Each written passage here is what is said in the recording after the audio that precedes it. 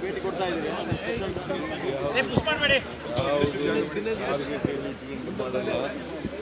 ಆ ಕಡೆ ಹೋಗಿ ಫಂಕ್ಷನ್ ಒಪ್ಕೊಂಡಿದ್ದೀವಿ, ಬಂದಿದ್ದೀವಿ ಅಷ್ಟೇ.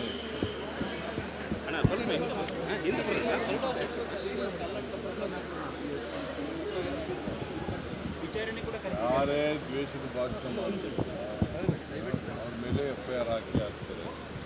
ದ್ವೇಷ ಸಮಾಜದಲ್ಲಿ ಒಡಕು ಉಂಟು ಮಾಡ್ತಕ್ಕಂಥದ್ದು, ದ್ವೇಷವನ್ನು ಉಂಟು ಮಾಡ್ತಕ್ಕಂಥದ್ದು, ಒಬ್ಬರಿಂದ ಒಬ್ಬರಿಗೆ ಅಶಾಂತಿಯನ್ನು ನಿರ್ಮಾಣ ಮಾಡ್ತಕ್ಕಂಥದ್ದು. ಇದು ಯಾರೇ ಭಾಷಣ ಮಾಡಿದ್ರು ಕೂಡ ಅವ್ರ ಮೇಲೆ ಎಲ್ಲರ ಮೇಲೂ ಕೂಡ FIR ಆಗ್ತಿದೆ. ಮಹಿಳೆಯರ ಬಗ್ಗೆ ಭಾಳ ಕೆಟ್ಟದಾಗಿ ಮಾತಾಡಿದ್ರು. ಸರ್, ಈಗ RSS ಡಿ ಆಡಿಟ್ ಆಗಬೇಕಂತ ಕೃಷ್ಣ ಬೈರೇಗೌಡರು ಹೇಳಿದ್ದಾರೆ. ಡಿ ಆಡಿಟ್ ಆಗುತ್ತೆ ಸರ್ RSS ಲ್ಯಾಂಡ್ಗಳು, ಬಿಲ್ಡಿಂಗ್ಗಳು. ಕೃಷ್ಣ ಬೈರೇಗೌಡರಿಂದ ಕೇಳಿ ಸರ್, ಈಗ SIT ತನಿಖೆ ಈ ತಿಂಗಳ ಅಂತ್ಯಕ್ಕೆ ವರದಿ ಕೊಡ್ತಾ ನಾವು ಇಂಟರ್ಫಿಯರ್ ಆಗಲ್ಲ. ಸರ್, ಮತ್ತೆ ಅವರಿಗೆ SIT ಅವರು ಈಗ ಹೋಮ್ ಮಿನಿಸ್ಟ್ರಿ ಹೇಳಿದ್ದಾರೆ, ಕೊಡ್ಬೋದು ಅಂತ. ಕೊಡ್ಬೋದು, ಕೊಡದೇ ಇರ್ಬೋದು. ಸರ್, ಅವರಿಗೆ ಈ ತಿಂಗಳ ಕೊನೆಯಲ್ಲಿ ಕೊಡ್ತೀವಿ ಅಂತ ಹೇಳಿದ್ದಾರೆ.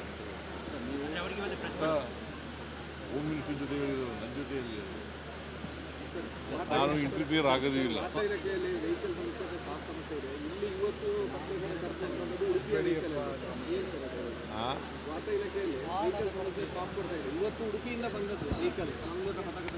ಮಾಡ್ಕೋಣ, ಇಲ್ಲಿಗೂ ಮಾಡ್ಕೋಣ ಹೇಳಿದ್ದೇನೆ ಪ್ರಭಾಕರ್ಗೆ.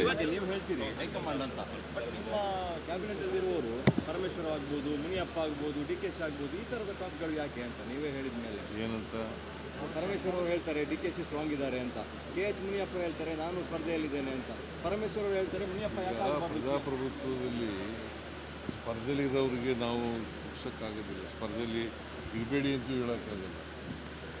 ಪ್ರಜಾಪ್ರಭುತ್ವ ಹಕ್ಕು ಅವ್ರದ್ದು. ನಾನು ಚೀಫ್ ಮಿನಿಸ್ಟರ್ ಅಭ್ಯರ್ಥಿ ಕ್ಯಾಂಡಿಡೇಟು ಅಂತ ಹೇಳ್ಕೊಳ್ಳಿಕ್ಕೆ ಅಂತಿಮವಾಗಿ ಹೈಕಮಾಂಡ್ ತೀರ್ಮಾನ ಮಾಡಿ. ಸರ್, ಯಾಕೆ ಸರ್ ವಿಚಾರ ಬರ್ತದೆ ಸರ್? ನೀವು ಕೇಳ್ತಾ ಇರ್ತೀರಲ್ಲ, ಈಗ ಪದೇ ಪದೇ ಬರ್ತದೆ ಕೇಳೋದು, ಪದೇ ಪದೇ ಬರ್ತದೆ. ರಾಹುಲ್ ಗಾಂಧಿ ರಾಜ್ಯಕ್ಕೆ ಅಂತ ಇದೆ ಗೊತ್ತಿಲ್ಲ. ನಿಮ್ಮ ಭಾಳ ಆಪ್ತ ರಾಜಣ್ಣ ಅವರು 5 ವರ್ಷ ನೀವೇ ಆಗಬೇಕು ಅಂತ ಹೇಳ್ತಾರೆ. ಅದು ಅವರ ಸ್ವಂತ ಅಭಿಪ್ರಾಯ.